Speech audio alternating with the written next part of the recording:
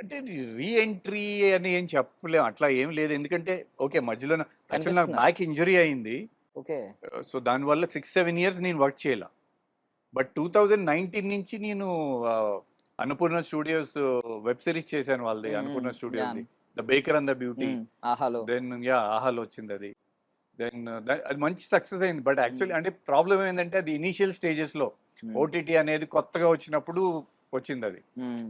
So, అందుకనే maybe అంత popular కాలేదేమో. But చాలా మంచి సీరీస్ అది. హ్మ్. దెన్ మళ్ళీ అన్నపూర్ణ స్టూడియోస్‌ది జీలో వచ్చింది హ్మ్. 'లూజర్ 2'. హ్మ్. యాహ్! యాక్చువల్లీ 3కి నాది మెయిన్ ఉంటది దాంట్లో. హ్మ్. ఐ డోంట్ నో అది ఉంటదో ఉండదో తెలీదు నాకు. బట్ సో, ఆ 2 చేశాను. దెన్ మూవీస్ గ్యాప్ వచ్చింది బాగా హ్మ్. హ్మ్. డెఫినెట్‌లీ.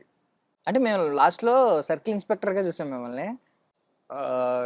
ఇది 'రన్' 'మా నాన్న సూపర్ హీరో' ఐ థింక్ ఆ! అది మన చిన్నది. 'Loser' director. ఆ! ఆ!